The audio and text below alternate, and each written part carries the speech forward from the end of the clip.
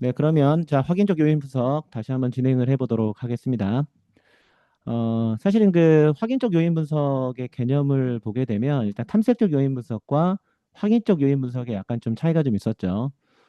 탐색적 요인 분석은 우리가 명확한 이론이 없을 때 설문을 했습니다. 예를 들어서 10개의 설문을 했는데 그 10개의 변수를 다 활용하기에는 연구가 매우 모델이 좀 복잡해진단 말이죠. 그래서 그거를 어떻게 하면 이렇게 설문을 묶어서 새로운 구성 개념을 만들 수 있을 것인가? 그래서 차원을 어떻게 축소할 수 있을 것인가? 그래서 새로운 요인을 도출할 때 이 탐색적 요인 분석을 하게 되는 것이죠. 그래서 SPSS를 활용해 가지고 SPSS 자 차원 축소로 들어가 가지고 우리 탐색적 요인 분석을 했습니다. 그래서 실제 그래서 이제 신뢰도 분석을 했었죠. 자, 신뢰도 분석을 할 때는 기본 이제 크롬바 알파 값 이런 것들을 좀 확인을 했었습니다. 자, 그리고 이제 그 확인적 요인 분석을 진행을 했었죠. 확인적 요인 분석은 이론이 있을 때 이론이 있고 이미 우리는 모형을 만들어 놨습니다. 그래서 예를 들어서 그 만족이라는 구성 개념이 있는데 이 만족이라는 잠재 변수를 우리는 측정하기 위해서 설문을 예를 들어 세 개를 했다. 그러면 이제 관측 변수가 세 개가 있고 잠재 변수가 하나 있는 이제 이런 이제 모델이 만들어지는 거죠. 그래서 분석 전부터 요인 개수를 알고 진행을 합니다. 그래서 우리가 이론을 통해서 만든 이 모델이 있는데 이게 데이터랑 적합한 거냐 이런 걸 확인할 때 우리는 이제 확인적 요인 분석을 하게 됩니다. 그래서 탐색적 요인 분석은 SPSS에서 진행을 하고 이제 확인적 요인 분석은 에이모스에서 진행한다. 이렇게 말씀을 좀 드렸죠. 자, 그래서 확인적 요인 분석은 예를 들어서 8개의 설문 항목이 이런 식으로 우리가 도출하고자 하는 알지 못하는 잠재 변수가 있을 때 다 연결되는 것들을 확인하게 됩니다. 자, 그래서 실제 이 값들이 만약에 0.5 이상끼리 이제 뭉쳐 있는지 이런 것들을 통해 가지고 이제 잠재 변수를 도출해 내는 거고 확인적 요인 분석은 이미 우리는 잠재 변수 1과 2가 있고 이 설문 항목을 가지고 이 잠재 변수를 특정하는 건지 우리는 이미 이론적으로 검증을 통해서 이런 모형을 만들었던 거죠. 그래서 이 잠재 변수가 이 관측 변수로 향하는 이런 것들이 잘 설명되고 있는지를 확인하는 것이 집중 타당성이었고요. 잠재 변수 1과 2 간의 상관관계가 낮은 것을 확인하는 것이 이른바 판별 타당성이었습니다. 자, 그러면은 일단 확인적 요인 분석은 이렇게 실행을 할 수가 있겠죠. 뭐 예를 들어서 우리는 스마트폰 모델을 가지고 한번 실습을 한번 해볼 건데요. 국내 스마트폰 사용자가 약 4천만 시대 육박을 해서 연구자들은 이제 이런 연구 주제를 잡았습니다. 이 스마트폰 사용자들이 스마트폰에 대해서 느끼는 외관, 편의성, 유용성, 이게 사용자들의 구매 의도에 어떤 영향을 미치는지 이런 것들을 이제 궁금한 거죠. 그리고 구매 의도와 구존 의도 간에 어떤 인과관계가 있는지 이제 궁금증이 발생을 한 거죠. 이에 대한 연구를 진행하기 위해서 일단 이제 직접 설문을 통해 가지고요. 자료를 수집을 했습니다. 그래서 스마트폰 외관, 편의성, 유용성 여기에 대한 문항수가 이제 3문항씩 그리고 스마트폰의 구매 의도, 구존 의도 이게 3문항씩 그래서 외관과 편의성과 유용성이 구매 의도에 영향을 미치고요. 이 구매 의도가 구존 의도에 영향을 미치는지 이제 이런 이제 연구 모형을 만든 것이죠. 그런데 이제 이걸 떠나가지고 우리는 일단 이 모형이 이 변수들 간에 그 데이터가 연구 모형과 적합한지를 확인하기 위해서 우리 이제 확인적 요인 분석을 실행해야 된다는 얘기죠.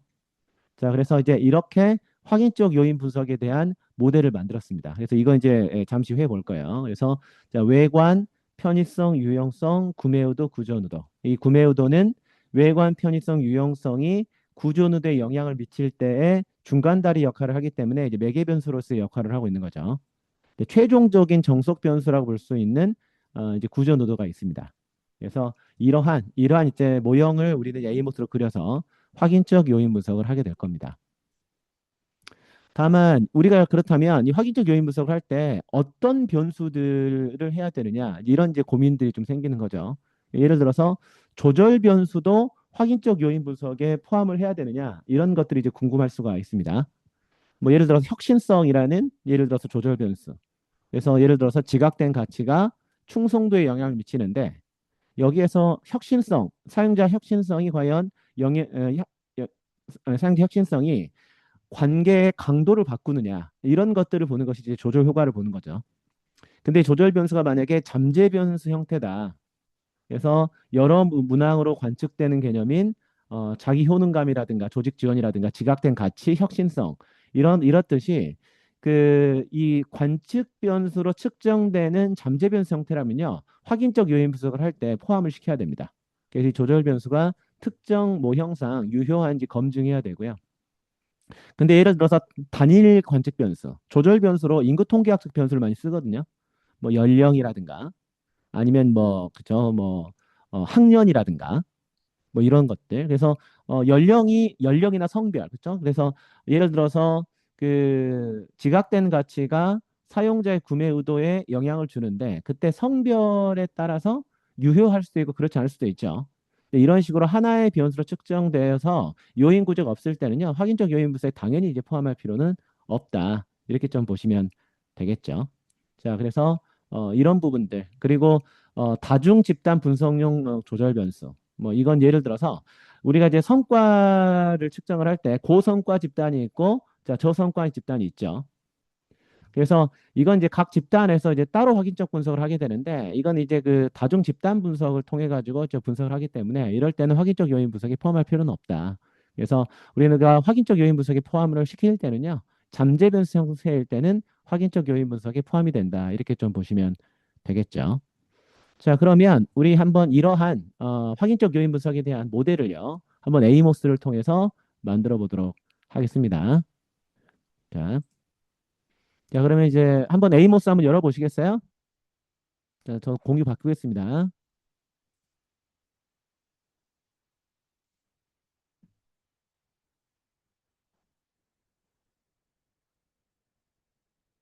자, 이렇게 자 공유 바뀌었죠? 자, 바뀌었습니다.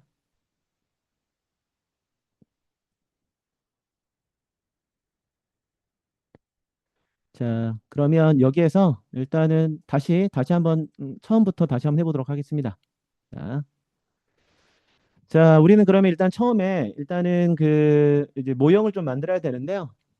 일단은 그 우리가 이제 외관, 편의성, 유용성, 구매 의도, 그리고 이제 구전 의도 이런 이제 모형을 좀 만들어야 되겠죠. 자, 그럼 우리는 어떻게 했습니까? 자, 이걸 통해 가지고 만들었었죠? 이걸 통해 가지고. 자, 이걸 통해서 만들었습니다. 잠시만요. 조금 줄여서. 자, 그럼 이걸 통해 가지고요. 자, 이렇게 먼저 하나를 만들었습니다. 그래서 우리는 이 똑같은 거를 5개를 만들 거예요. 설문 항목에 따라서 이거 이제 바꾸면 되겠죠. 그리고 이거를 회전을 시킬 때는 자, 이 로테이션을 눌러줬었죠.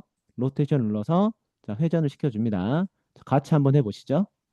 자, 그래서 이거를 약간 이쪽으로 이동시켜 놓고 복사해 가지고 우리는 이제 5개를 만들면 되겠죠. 자, 그러면 이거를 하나씩 이 손가락을 눌러서 하나씩 선택할 수 있지만 현재 하나가 있으니까 전체를 손바닥을 눌러 가지고 전체를 이렇게 선택을 하게 되면 전체적으로 파랗게 이런 식으로 이제 불이 들어오게 됩니다. 자, 그러면 이제 이동을 시키는 게 이 트럭 모양이었죠. 이 트럭 모양을 통해 가지고 자, 이동을 시켜줍니다. 자, 그리고 이거를 복사를 해가지고 5개를 만들어줬으면 됐었죠. 자, 그럼 복사기를 눌러가지고 자, 복사기 여기 있습니다. 복사기. 복사기를 눌러가지고 하나씩 복사를 해줍니다. 자, 자, 이렇게 복사를 해줬죠. 자, 그 다음에 이제 파랗게 전체되어 있으니까 전체 선택을 자, 해제해 줍니다. 자, 그 다음에는 공분산을 설정을 해줬었죠. 전체적으로. 각 잠재 변수 간의 공분산을 설정해 줘야 우리는 이제 분석도 될 뿐만 아니라 그리고 AVE 값이나 CR 값, 즉 개념 신뢰도 값을 확인할 수가 있었습니다. 그래서 오차의 분산 값을 우리는 확인을 해야 되고 그 상관계수가 있어야 판별 타당성을 확인할 수가 있었죠. 자, 그래서 공분산이 요거였죠. 양쪽에 다 그 화살표가 달려 있는 자, 이게 공분산입니다. 자, 공분산은 눌러서 위에서 아래로 내리면은 오른쪽으로 볼록해진다라고 얘기를 드렸고요. 아래에서 위로 올리게 되면 자, 왼쪽으로 볼록해진다라고 얘기를 드렸었죠. 자, 현재는 이제 위에서 아래로 하는 오른쪽으로 볼록한 게 나와야 되니까 자, 하나씩 공분산을 설정해 줍니다. 자, 먼저 맨 위에부터 천천히 각 잠재 변수 간의 공부산을 설정해 주겠습니다. 자, A 모습 천천히 따라해 보시면 좋을 것 같습니다. 자, 그럼 두 번째 잠재 변수 간의 공부산을 이렇게 설정을 해주고요. 그 다음에 세 번째 잠재 변수 간의 공구산 설정해주고 네 번째와 다섯 번째 자 이렇게 공구산을 설정해 줬습니다. 자 그런 다음에 혹시나 이 곡선 자체가 마음에 들지 않는다. 그럼 여기 나오면 해리포터 있죠, 해리포터 그렇죠? 마법의 지팡이로 눌러주면 공구산이 약간 이런 식으로 도형이 예쁘게 정돈되는 것을 확인할 수가 있습니다. 자, 그 다음에 우리는 이제 뭘 했었죠? 데이터를 불렀었죠. 물론 데이터를 처음부터 불러도 되고요. 자, 데이터를 한번 불러보겠습니다. 자, 데이터를 불러서 자, 이게 데이터를 이렇게 불러가지고요. 자, 파일 네임을 눌러서 저 같은 경우 이제 바탕화면을 일단 넣어놨는데요. 실습 데이터. 자, 여기에서 이제 우리는 스마트폰 구대음모 설문이었죠. 자, 여기에서 이거 열기를 누릅니다. 여기를 눌러서 자, 스마트폰 구매 오더 설문. 자, 총 325개의 데이터 셋이 있는 거죠. OK를 누릅니다. 이렇게 누르면 뭔지 모르지만 데이터가 들어왔을 거고요. 그걸 우리는 어디서 확인할 수가 있느냐? 여기에서 자, 리스트 베어리어블 인 모델 여기 이걸 누르게 되면 자, 현재 아이고 이동이 안 되네요. 자, 요렇게 자, 요렇게 이제 데이터가 들어온 것을 자, 확인할 수가 있습니다. 어? 아이고 아이고. 자, 이렇게 있죠? 자, 오른쪽을 눌러서 아직 변수를 설정하지 않았으니까 자, 이 변수를 눌러 가지고요. 우리는 관측 변수들을 확인할 수가 있습니다. 설문 항목들. 자, 그 다음에 어떻게 했습니까? 이거 그대로 연결만 시켜줬으면 됐었죠? 자, 외관 1, 자, 하나씩 연결시켜줄게요. 외관 2, 자, 외관 3. 혹시나 이거 하다가 잘못됐다. 그러면은 여기 나와 있는 X 표시로 지우거나 아니면 맨 아래쪽에 보게 되면 여기 도돌이표 있죠? 되돌이표. 되돌이표를 눌러가지고 실행을 취소하면 됩니다. 당황하지 않고. 자, 그 다음에 이제 편의성. 자, 자, 자, 그 다음에 이제 유용성을 눌러줄게요. 유용성. 유용성.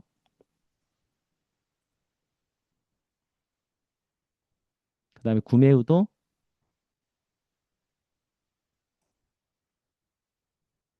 자, 구전우도 자, 이렇게 연결을 해줬습니다. 자, 그 다음에 우리 이제 잠재 변수에 대한 것들을 이제 실제 직접 적어줘야 되겠죠? 직접 적어줄 때는 일단 더블 클릭을 한 다음에요. 여기 보시면 이제 에, 베어리어블 네임이 나오죠. 이걸 이제 하나씩 적어주면 되겠죠? 자, 외관. 뭐 폰트 사이즈 바꾸고 싶으시면 여기서 이제 바꾸시면 되고요. 그 다음에 두 번째. 자, 여기는 이제 편의성이죠. 편의성.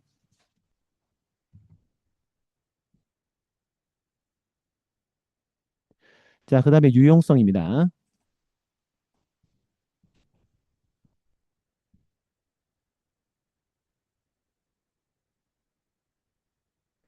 그 다음에 구매 의도.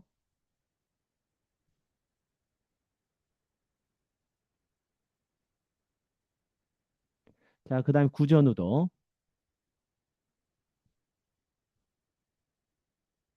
자, 이렇게 작성을 해줬습니다. 자, 외관, 편의성, 유용성, 구매호도, 구전도 이렇게 작성을 했죠. 그 다음에 오차항을 하나씩 이렇게 더블 클릭해가지고 여기에 이제 E1, E2 이런 식으로 적어줘도 되는데 한꺼번에 입력할 수가 있었죠. 한꺼번에 입력을 어디서 했습니까? 그쵸? 이 플러그인 들어가셔가지고 자, name unobserved variable 그쵸? 그러니까 이건 이제 측정되지 않은 거잖아요. 그래서 이걸 누르게 되면 비어 있는 항에 오차항이 이런 식으로 나와 있는 것들을 확인할 수가 있습니다. 자, 그 다음에 우리는 이제 어떤 것들을 볼 건지 이 Analysis Properties. 자, 여기 있죠. 이걸 통해 가지고 우리 어떤 걸 보고 싶은지 클릭할 수가 있었죠. 자, 눌러 가지고요. 일단 여기에서 이제 우리가 이제 간접 효과 분석을 할 때는 이 부스트랩을 통해 가지고 간접 효과 유의성을 검증을 할 건데 오늘은 이제 이걸 안 할 거니까요. 아웃풋만 보겠습니다. 아웃풋은 일단 자 스탠다디즈 에스티메이트 값, 표준화된 계수값을 확인을 하는 거고요. 자, 그다음에 자, SMC 설명력 이것도 한번 보고 그다음에 이제 모디피케이션 인디즈 이걸 이제 보도록 하겠습니다. 자, 그래서 이거는 실제 이제 모형 적합도를 올리는 방법이다라고 말씀을 좀 드렸었습니다. 자, 그래서 요 정도만 한번 보도록 하겠습니다. 자, 그다음에 우리는 일단 실행을 하면 되겠죠. 자, 이 캘큘레이트 실행을 누르게 되면 이게 파일이 좀 연결이 안 돼서 그런데 다시 나갔다가 들어와 가지고요. 이제 다른 부분들 좀 이걸 관리자 모드로 실행을 해 가지고 좀 분석을 해 보도록 하겠습니다. 자, 일단 나갔다 들어올게요. 자, 일단은 자, 일단 저장을 할게요. 자, 구주차. 자, 스마트폰 확인적 요인 분석 실습. 자, 이렇게 하겠습니다. 구주차니까요. 자, 이런 식으로 일단 바탕화면에 저장을 일단 해 놓고요. 자, 다시 할게요. 자, 다시 열어서 공유하도록 하겠습니다. 자, 에이모스를 자, 관리자 모드로 실행을 일단 할게요.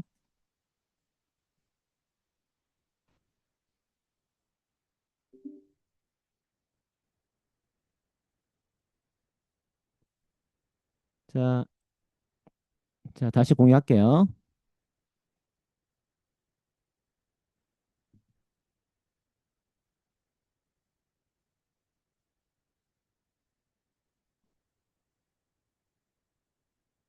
자, 다시 화면 공유됐죠? 자, 그래서 아까 이제 자동적으로 아까 이제 저희가 스마트폰 화기조형도 실습했던 거 그대로 이렇게 불러왔습니다. 자, 그래서 일단 계산을 해보겠습니다. 계산을 하게 되면은 이렇게 계산이 됐습니다. 아까 이제 조장이 됐었죠. 자, 그래서 여기에 대한 이제 결과값이 나왔어요. 그래서 나와서 이제 이거를 어떻게 해석할 건지를 볼 건데요. 여기에서 우리는 자, 오른쪽을 누르게 되면은 일단은 값들이 나오죠. 현재는 비표준화된 계수값에 대한 내용들이 좀 나와 있습니다. 그리고 스탠다디즈를 누르게 되면 자, 표준화된 계수값이 일단 나오는 거죠. 자, 그리고 우리가 이제 확인해 보신 건 요거죠. 이제 뷰 텍스트. 이걸 누르게 되면은 자, 실제 이제 우리가 이제 보고 싶은 내용들이 이제 나오게 되는 거죠. 그렇죠? 자, 그래서 여기에 대한 내용들이 일단 나오게 됩니다. 자, 그래서 실제 노트포 모델, 그다음에 에스티메이트 값, 자, 그리고 이제 모디피케이션 인디즈, 모델 핏 이런 것들이 좀 나오게 되는데 일단 교재로 들어가서 좀 내용을 좀 보고요. 그다음에 다시 한번 해보도록 하겠습니다. 자,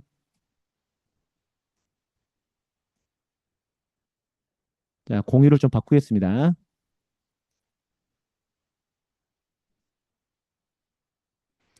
자, 공유 바뀌었죠? 자,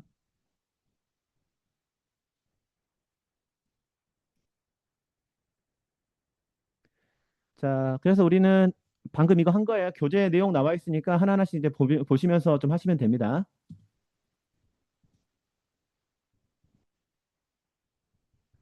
자, 그래서 일단 파일 불러왔고요. 그다음에 이제 변수명 모델 그리고 변수명 입력했습니다. 그리고 잠재 변수 간의 상관관계 설정했고요. 그다음에 이제 아웃풋 설정했었죠. 부스트랩은 뭐 하지는 않을 겁니다. 이번 시간에 넘어갈게요.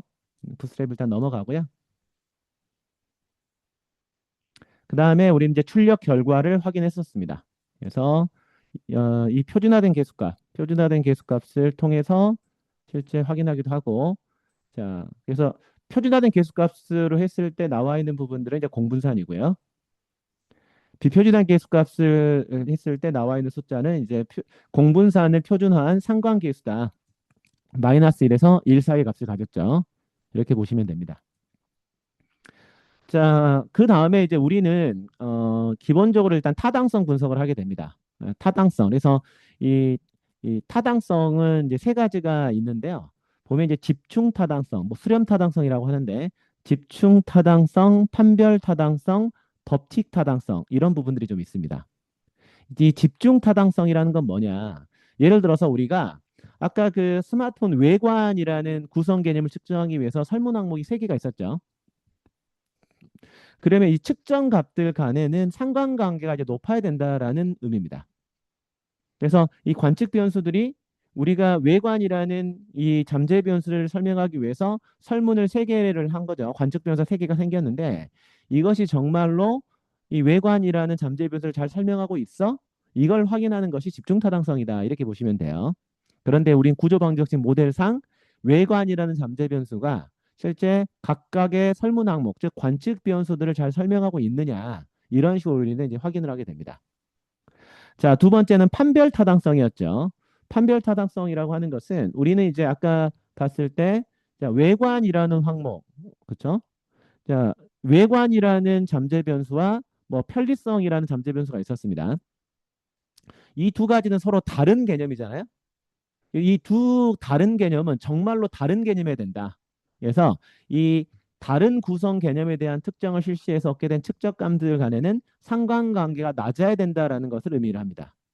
근데 외관과 편리성에 대한 상관관계를 보니까 뭐 0.9에 가까워 버리게 되면 사실은 그 외관이라는 설문 항목과 편리성이라는 설문 항목이 사실은 같은 개념을 측정하고 있다라고 좀 생각을 할 수가 있는 거죠.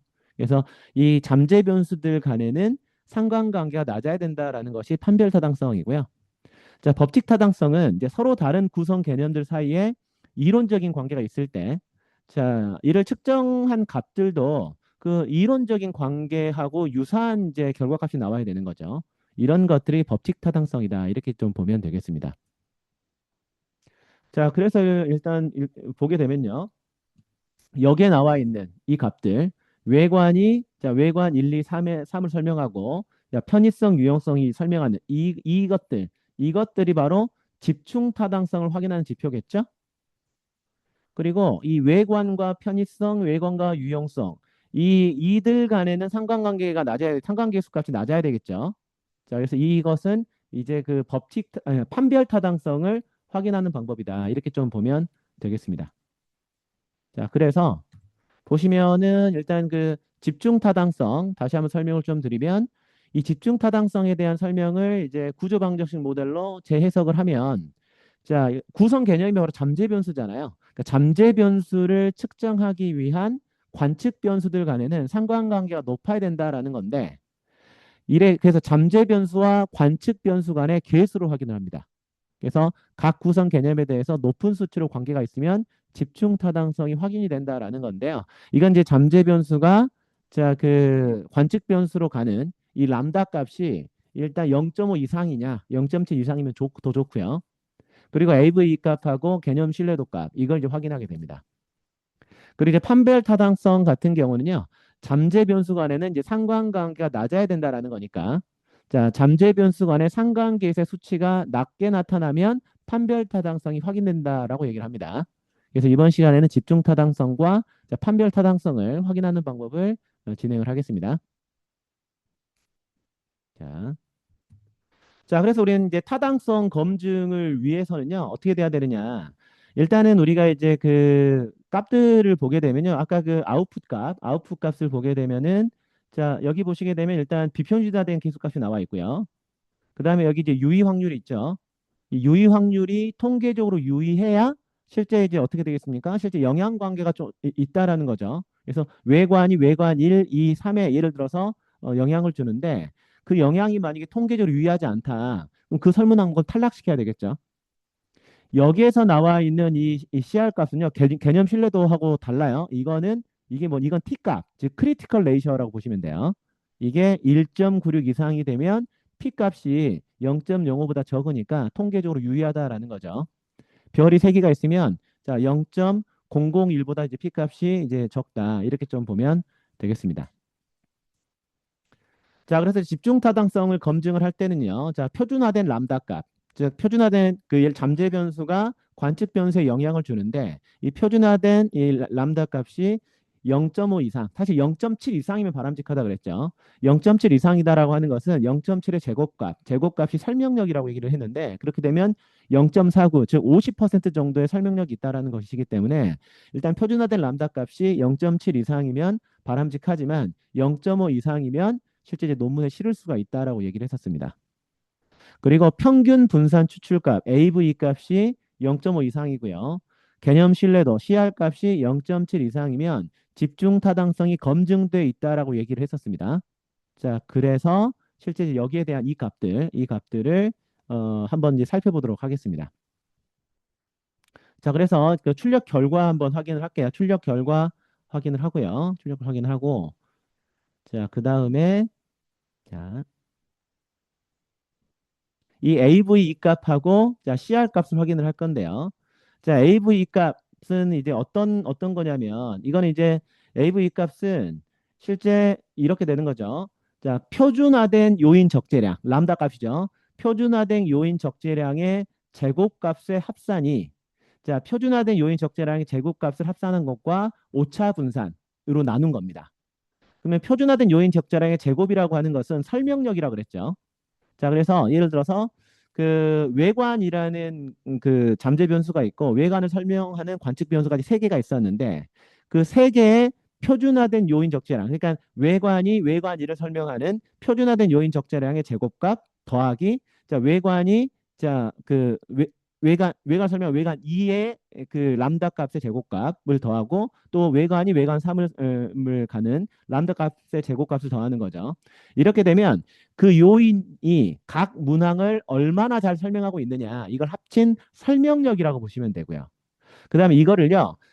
사실은 이 설명력 플러스 설명하지 못하는 영역, 즉 분모는 그 잠재 변수가 관측 변수를 설명하는 부분과 설명하지 못하는 오차니까 전체 값이라고 보면 돼요. 즉 설명력을 전체에 대한 것으로 나눈 게 50% 이상이어야 된다. 그러니까 해당 요인들이 사실은 그 문항에 대한 설명력이 적어도 50% 이상이 되게 되면 그것은 판별 그 집중 타당성이 있다라고 설명을 하는 겁니다. 그래서 AV 값은 일단 문항에 대한 설명력이 50% 이상이 되는지 확인하는 단계다. 이렇게 보면 좋을 것 같아요. 자, 그리고 이제 개념 신뢰도 값 같은 경우는 이거는 일단은 분모는요. 잠재 변수가 자기 문항들에 미치는 순수한 영향력 이게 이제 분모가 되는 거고요. 아니, 분자가 되는 거고요.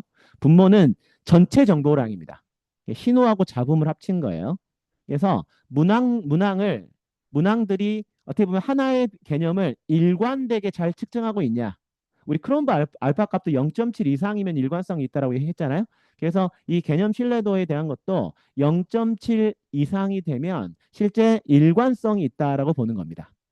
그래서 이 AV 값은 문항에 대한 설명력이 50% 이상이냐 이걸 보는 거라고 생각하시면 되고 자 개념 신뢰도는 문항들이 하나의 개념을 일관되게 잘 측정하고 있냐 이걸 보는데 이건 이제 70% 이상이 돼야 된다라는 겁니다. 그래서 이거는 이제 표준화된 요인 적자량의 합산 값을 이제 제곱한 것과 분모는 그거 플러스 오차 분산의 합 이게 이제 0.7 이상이면 일단 개념 신뢰도 값이 확인될 수 있습니다. 자, 그래서 우리는 일단 그 보시게 되면요. 자, 그 이건 이제 평균 분산 추출 값을 직접 계산할 수가 있겠죠. 그러면 이제 오차 분산 값을 확인해야 되니까 E1, E2, E3의 오차 분산에 대한 에스티메이트 값 이걸 이제 확인을 해야 되는 거죠. 그걸 통해 가지고 이렇게 직접 계산할 수 있습니다. 직접. 자, 그래서 아까 그 표준화된 계수값을 이제 제곱한 것을 더한 거, 이게 이제 분자가 되고 그거 플러스 오차 분산값 합산한 거, 이게 이제 분모가 되는 거죠. 이런 식으로 계산을 하게 되면 AV 값이 0.7487 이런 식으로 계산이 됩니다. 자, 그리고 이거를 개념 신뢰도 값을 또 직접 이런 식으로 계산할 수가 있겠죠.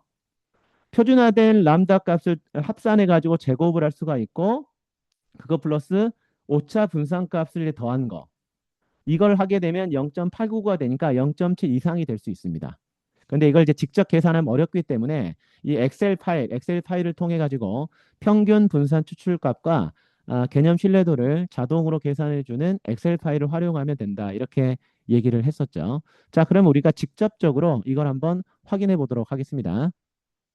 자, 그러면 제가요, 공유를 일단은 그 전체 화면으로 한 다음에 하나씩 해보도록 하겠습니다. 일단은 요걸 할게요. 이거 에이모스로 지금 바꿨습니다. 자, 이제 바뀌었을 것 같은데요. 자, 에이모스를 보게 되면 이렇게 되어 있죠. 자, 그러면 우리는 아까 어떤 걸 확인했습니까? 자, 우리는 이제 텍스트 뷰를 눌러가지고요. 자, 확인을 하는 거죠. 자, 어떤 걸 먼저 확인을 했냐면 우리가 에스티메이트 값 확인을 해야 됩니다. 자, 그래서 일단 외관 1, 2, 3, 편의성 1, 2, 3, 이것들이 다 통계적으로 유의한지를 확인해야 되죠. 다 별표 3개입니다. 자, 그러니까 일단은 그 확인을 해보니까 외관 1, 2, 3, 편의성, 유연성, 구매도, 구조노도가 관측 변수에 미치는 이 관계가 일단 통계적으로 유의하구나. 우린 이 사실을 알 수가 있습니다. 자, 그리고 이제 표준화된 계수값이 있죠. 이 표준화된 계수값을 통해 가지고 자, 우리는 이제 뭘 확인할 수 있었습니까? 이게 0.5 이상인지를 확인하면 좋다라고 했었죠. 자, 보니까 외관 1, 2, 3에 미치는 것들 보니까 이 람다 값이 다 0.7을 다 넘네요. 매우 그 집중 타당성이 높다라는 걸 확인할 수가 있고, 자, 편의성, 유용성, 구매의도, 구조도. 자, 이 부분들도 자, 기본적으로 다 0. 거의 대부분이 다 0.7 이상인 것을 확인할 수 있고 다 0.5가 넘죠. 그러니까 람다 값을 확인을 했더니 일단은 표준화된 계수값에 의해서 확인을 해보니까 일단 집중 타당성이 있다. 이 사실을 알 수가 있었습니다. 자, 그 다음에 AV 값. AV 값은 문항에 대한 설명력이 50%를 넘느냐. 이걸 봐야 되는 거고. 자, 그리고 실제 이제 신뢰도, 문항에 대한 신뢰도가 70% 이상인 걸 우리가 개념 신뢰, 아니, 그죠. 이제 CR 값. 저기 이제 개념 신뢰도를 가지고 이제 확인을 했었죠. 자, 그럼 그걸 가지고 한번 확인을 해보도록 하겠습니다. 자, 공유를 일단 저는 전체 화면으로 바꾸고요. 자, 그래서 이거 하고요. 여기에 대한 값하고. 자, 그 다음에 한번 자, 파일을 열어볼게요. 파일. 우리 엑셀 파일 열었었죠? 엑셀 파일 열었었습니다. 자, 이거 보이시죠? 자, 우리 이거 있었죠? 여기 있었죠? 자, 그래서 우리가 AV 값, 자, AV 개념 실력 엑셀 파일 한번 열어보세요. 같이 한번 해보겠습니다. 자, 그럼 우리는 여기에서 자, 한번 하나씩 자, 외관, 편의성, 유용성, 구매 의도, 구조 의도. 그리고 이걸 하려면 뭘 알아야 됩니까? 표준화된 계수값을 알아야 되고요. 그 다음에 자, 오차의 분산값이었죠. 자, 이 오차의 자, 분산값들 이걸 이제 해가지고 여기에 이제 우리가 이제 넣어주면 됐었죠. 자, 그러면 우리 하나씩 해볼까요? 먼저 외관부터 해볼까요? 외관. 자, 외관. 외관 같은 경우 이제 표준화된 계수값이 나와 있습니다. 자, 그래서 이걸 긁어다가 뭐 이렇게 해도 될 것 같은데요. 자, 뭐 예를 들어서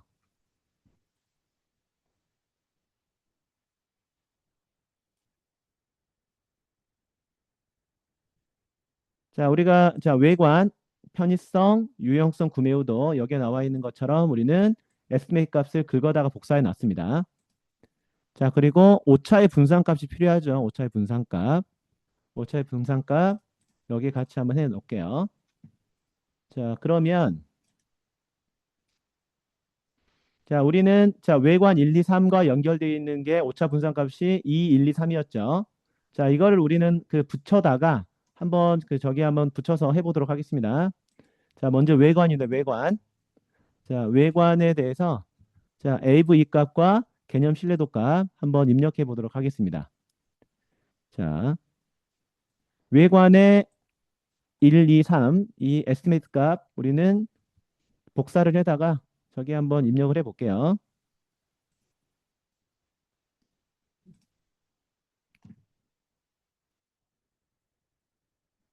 자, 그럼 외관의 자, 에스티메이트 값 들어갔죠.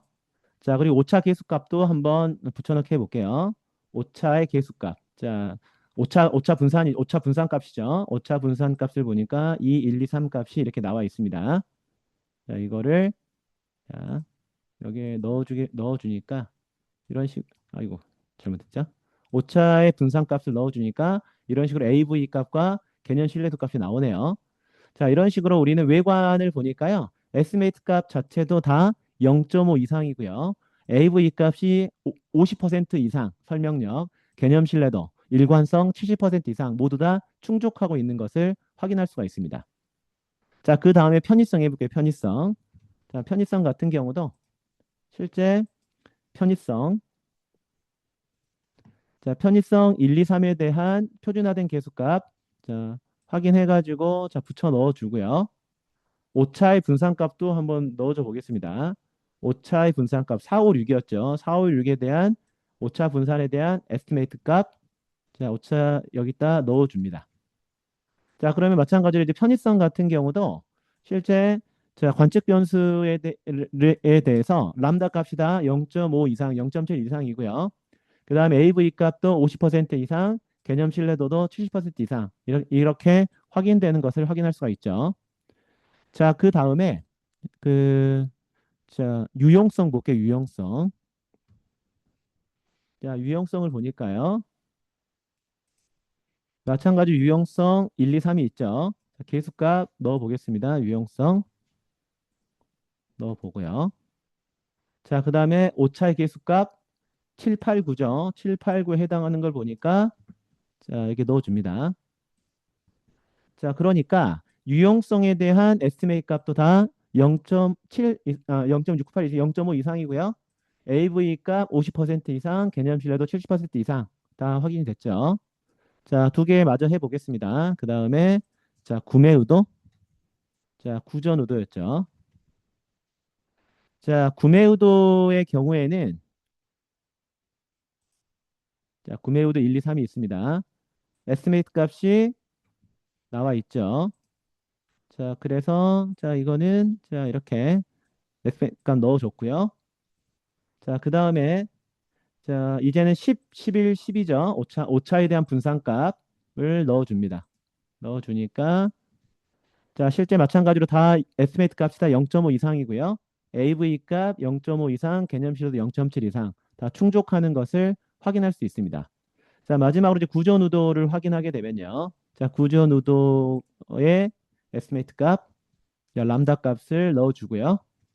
그다음 오차 분산 값을 넣어주겠습니다. 13, 14, 15 해당되는 거죠. 오차 분산 값을 여기에 넣어줬습니다. 자, 그랬더니 자, 마찬가지로 자, 표준화된 계수값, 표준화된 람다 값이 다 0.7 이상이었고요. AV 값, 자, 50% 이상, 개념 신뢰도 70% 이상 다 충족을 하죠. 자, 그러니까 우리는 이 확인적 요인 분석을 해봤더니 일단은 자, 집중 타당도가 실제적으로 그 충족됐다. 우리 이렇게 확인할 수 있을 겁니다. 자, 그래서 이걸 이제 저장을 해두면 되겠죠. 저장을 한 다음에 우리의 어떤 양식표상에 실제 이제 이 내용들을 기재를 해주면 되겠습니다. 자, 그럼 저장을 할게요.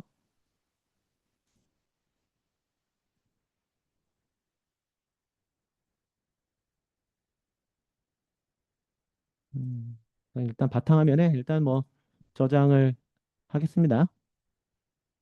자, 이런 식으로.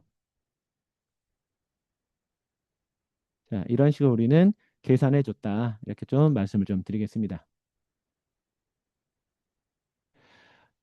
자, 잠시만요. 자, 화면 바뀌었죠? 자, 그래서 우리는 어떤 것들을 확인해야 되냐면, 어, 실제 여기에서 이제 중요했던 건 이거였죠. 다시 한번 설명드리지만, 이 비표준화 계수값에서 이 p-value 값이 다 통계적 유의한지를 일단 확인했어야 됐었고요.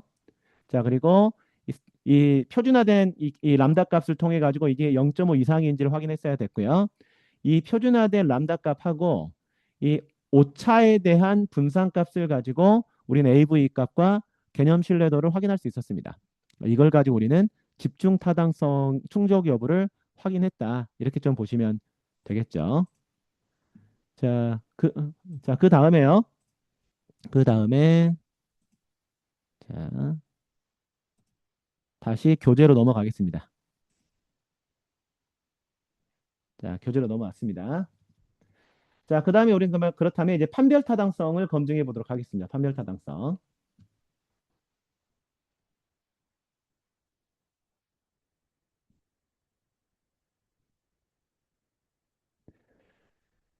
자, 그래서 우리는 방금 했던 이 내용들을 가지고 우리는 이런 식으로 논문에 표현을 한다라고 했었죠. 자, 그래서 이 비표준화 계수값, SECR값, 표준화된 계수값, AV값 개념 신뢰도. 자, 여기에 대해서 외제차 모델을 가지고 자, 이런 식으로 여러분들이 일단 작성을 하는 것이 중간고사 문제였습니다. 작성이 어렵지 않겠죠? 내용 자체가. 자, 그 다음에 이제 판별 타당성을 검증을 해야 되는데 어떤 식으로 검증을 하느냐? 일단 평균 분산 추출 AVE 값. 그러니까 예를 들어서 아까 자, 외관이라는 게 있고 자, 편의성이 있었죠. 자, 외관과 편의성에 대한 각각의 평균 분산 추출 값이 있습니다. 각각의. 그럼 각각의 평균 분산 추출 값은 문항이 그 항목을 잘 설명하느냐? 이거였죠. 설명력이었죠. 그것이 자, 외관과 편의성 사이의 상관계수 제곱값보다 크다면 그렇다면 그러니까 상관에 대한 설명력보다 더 크다면 이렇게 생각하시면 돼요. 그렇다면 기본적으로 각 문항 사이에는 서로 다른 개념을 측정했다. 즉 판별 타당성이 있다라고 얘기를 하는 겁니다. 그리고 이 외관과 그 편의성의 상관계수가 있죠. 그 플러스 마이너스 이 표준 오차가 1이 아니라면 이거는 이 상관계에서 플러스 마이너스 이 표준 오차가 1이라면 사실은 같은 변수라는 거거든요.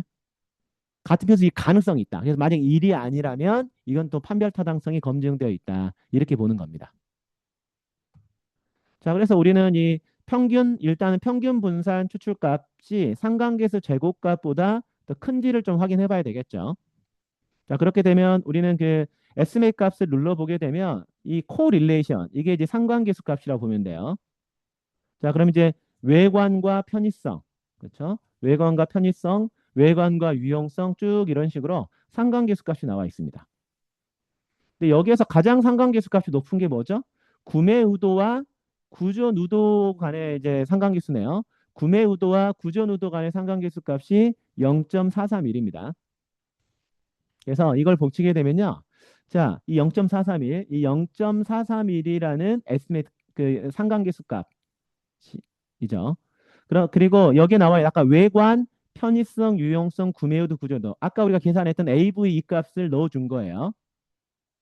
그런데 이렇게 할 때는 그래서 이거를 요즘에는 이런 이제 표로 이렇게 작성해 주는 게 일반적인데 그러니까 예를 들어서 각각 외관, 편의성, 유용성, 구매도, 구조도 사이에 AV 값을 넣어 주는 겁니다. 외관의 AV 값, 편의성의 AV 값, 유용성, 구매도, 구조도.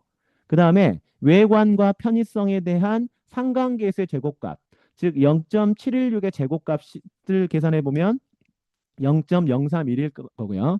외관과 유용성, 외관과 유용성 0.095의 제곱값이 0.0099, 외관과 구매의도 0.248의 제곱값이 0.062. 야, 이런 식으로 그러니까 제곱값을 다 넣어주는 겁니다. 자, 그러면 보니까 다 제곱한 값이 어떻습니까? 상관계수 제곱값이 AV 값보다 큰 게 없죠. 자, 이렇게 되면 판별 타당성이 있다라고 얘기를 하는 겁니다. 일단은 구매 의도와 자, 구전 의도 간의 상관계수 값이 가장 높았죠. 그러면 구매 의도의 AV 값은 0.714였고요. 구전 의도의 AV 값은 0.791이었습니다. 우리 아까 계산했어요. 이거 엑셀 파일로. 자, 그런데 구매 의도와 구전 의도 간의 상관계수 0.431을 제곱하게 되면 0.186이 됩니다. 그러면 구매 의도의 AV 값이 0.714니까 자, 구매 의도와 구전 의도 간의 상관계수의 제곱값이 0.186보다 더 크죠. AV 값이. 그리고 구전 의도와 구전 의도 AV 값 0.791. 그다음에 이 구매 의도 구전 의도의 상관계수 제곱값인 0.186보다 0.791이 크죠. 이럴 때는 바로 자, 판별 타당성이 있다라고 얘기를 하는 겁니다. 자, 그래서 보게 되면 논문 작성은 이렇게 하면 되겠죠. 자, 판별 타당성을 확인하기 위해서 구성 개념들 간의 상관계수 제곱값이 평균 분산 추출, 자, AV 값보다 작은지 살펴봤다. 자, 분석 결과 표에서 보는 것과 같이 모든 구성 개념 간 상관계수 제곱값이 구성 개념의 AV 값보다 작게 나타나기 때문에 판별 타당성이 있는 것으로 평가했다. 우리는 이렇게 얘기할 수 있겠죠. 자, 그러면 이걸 한번 우리가 직접 텍스트 뷰를 통해서 한번 확인해 볼게요. 자, 한번 제가 제 화면을 열고 한번 해보겠습니다. 화면을 열고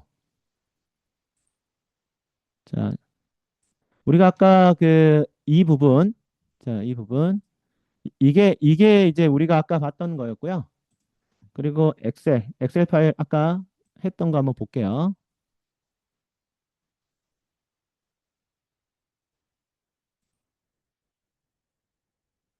자, 엑셀을 열어가지고 아까 우리가 AV 값 작성했던 거 한번 보겠습니다. 자, 보니까요. 여기 보니까 잠시만요.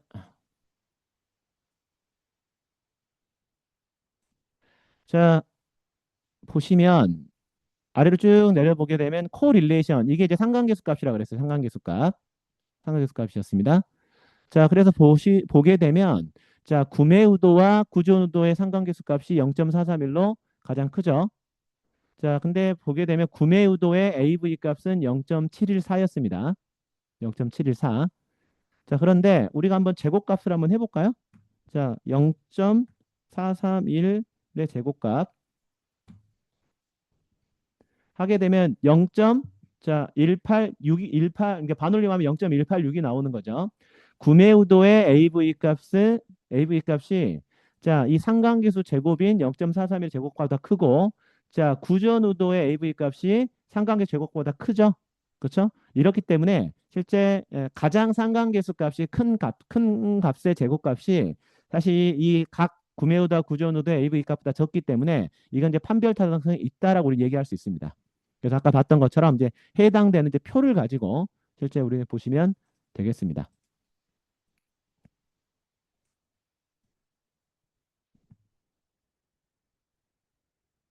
자,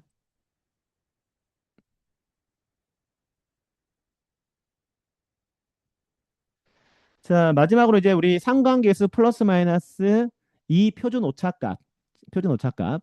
자, 표준 오차값은 어디서 확인할 수가 있냐면요. 자, 공분산의 표준 오차값이 나와 있죠. 공분산에. 그래서 각 관계에 대한 표준 오차값이 이렇게 나와 있습니다. 자, 그리고 상관계수 값은 아까 코릴레이션 값이 상관계수 값이었죠. 이걸 이제 확인해 볼 수가 있죠. 자, 그래서 자, 보시게 되면 자, 여기서 아까 우리가 이제 구매 의도와 구전 의도 간의 상관계수까지 가장 높았죠. 근데 표준 오차값을 보니까 0.030입니다. 자, 그러면 우리는 아까 자, 구매 의도와 구전 의도 간의 자, 상관계수 값은 자, 0.431이었죠. 0.431. 그래서 0.431 플러스 마이너스 이 표준 오차값. 자, 이걸 더하고 빼고 해가지고 이것이 과연 2를 포함하는지 이걸 이제 확인해야 된다라는 거죠. 자, 구매 의도와 구전 의도 간의 상관계수 값은 0.431이고요. 구매 의도와 구전 의도 간의 표준 오차 값은 0.030이었죠. 자, 그래서 0.431 플러스 2 곱하기 0.030을 하게 되면 0.490이 됩니다. 즉 신뢰 수준 95%의 상단값이라고 보면 되고요. 그 다음에 상관계수 마이너스 2 표준 오차값. 그러면 자 0.431 빼기 2 곱하기 0.030 이렇게 하게 되면 0.371이 나옵니다. 95% 신뢰 수준의 하단값이라고 보면 돼요. 0.371과 0.490 사이에 있다라는 거죠. 그렇죠? 이 상관계수 플러스 마이너스 이 표준 오차가 이를 포함하지 않죠. 그래서 같은 개념이라고 보기는 어렵다. 즉 판별 타당성이 존재한다. 이렇게 우리는 해석할 수 있습니다. 자, 그러면 텍스트 뷰를 한번 볼까요? 실제 나와 있는 거. 자, 화면으로 놓고요. 자,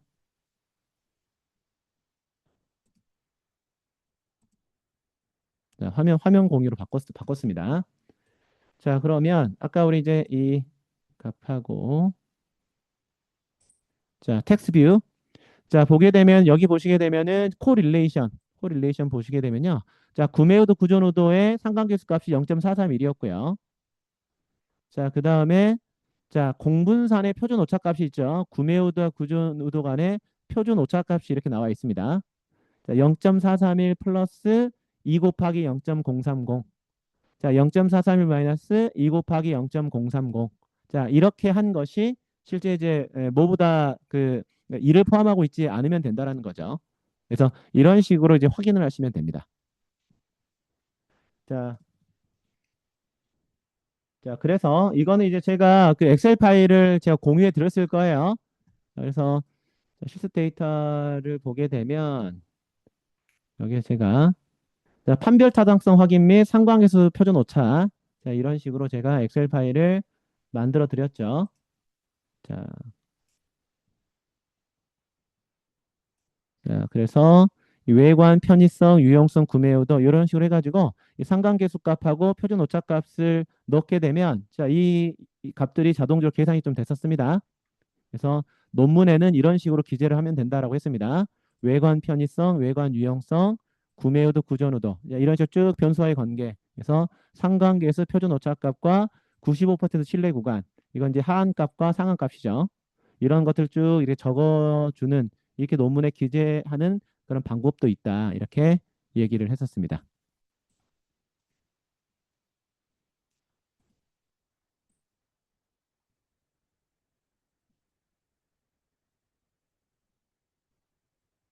자, 그래서 이제 논문 작성 방식은 우리가 이런 식으로 논문 작성을 할 수 있다라고 얘기를 했었죠. 그래서 이제 그 여기에 대한 이제 근거를 놓고 이제 분석 결과 우리가 이제 다 이제 입력을 다 이제 논문에 쓰긴 좀 어렵기 때문에 상관계수가 가장 높게 나타난 구매 의도와 구전 의도간의 상관계수, 그다음 표준 오차를 적용해서 신뢰 구간 이렇게 나타났기 때문에 일이 포함되지 않았으므로 두 잠재 변수는 통계적으로 유의하게 구별되는 독립된 개념임이 확인되었다. 그리고 모든 잠재 변수상의 신뢰 구간에서도 이를 포함하는 경우가 없어서 실제 구성 개념 간의 판별 타당성은 적절한 수준에서 확보된 것으로 판단하였다. 이런 식으로 논문에 작성해 주시면 되겠습니다. 자, 그래서 자, 이런 식으로 아까 자, 엑셀 파일 보여드린 걸 가지고 자, 이런 식으로 논문에 추가적으로 기재해 주는 것도 하나의 방법이다. 이렇게 말씀을 좀 드렸고요. 그래서 이런 식으로 표로, 그러니까 실제 이런 식의 표로 논문에 제시하는 것도 하나의 방법일 수 있습니다. 자, 그런데 말씀드렸던 것처럼요. 실제 요즘에는 이제 이런 식으로 자, 이런 식으로 판별 타당성을 검증을 하고요. 그 다음에 이런 식으로 이제 논문에 기재해 주는 경우가 많고, 그 다음에 이제 추가적으로 이 상관계수 플러스 마이너스 이 표준 오차가 이를 포함하는지 이걸 이제 보조 형태로 증명해 주는 형태가 많다. 이렇게 좀 보시면 되겠습니다. 자, 그래서 확인적 요인 분석에 대한 것은 이제 여기까지 해서 이제 마무리하도록 하겠습니다. 자, 오늘 조금 이제 정리를 했으니까 우리 여러분들에게 좀 도움이 되길 바라고요.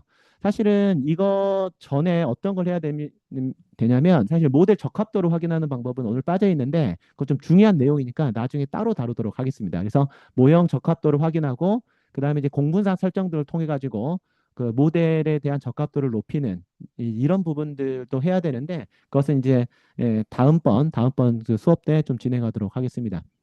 자, 그래서 그 오늘은 스마트폰 이제 모델 가지고 했는데요. 외제차 모델을 가지고 실제 확인적 요인 분석하는 것은 정말 중요하니까 실제 반드시 직접 해 보면서 실제 이제 중간고사 문제를 좀 풀어 가지고요. 실제 그 우리 다다음 주였죠. 다다음 주까지 제출 저한테 자, 그 메일로도 제출을 하고 실제 그 출력물로도 제출을 하는 형태로 하면 되겠습니다. 자, 오늘은 일단 여기까지 하고요. 자, 혹시 그 질문 사항 있습니까? 저 교수님, 그 네. 리포트가 정확하게 그러면은 어떻게 그 기재를 하면 되는 거죠? 그 확인적 요인 분석 결과표 실습용 이거를 작성을 하면 될까요? 네, 어, 네, 정리를 해서 혹시 괜찮으시면 단톡방에 올려주셔도 좋을 것 같아서. 제가 그 우리 이민재 회장님, 이민재 회- 네, 네, 이민재 회장님께서 저번에 제가 그 말씀드렸던 과제 내용 있잖아요. 네, 한 번 더 정리해가지고 올려주시고 저한테도 카톡을 보내주세요. 제가 정확하게 맞는지 확인해 드릴게요. 네, 알겠습니다. 네, 그렇게 네, 해가지고 공유해 주시면 될 것 같아요. 네, 감사합니다. 네네. 자, 또 있으실까요?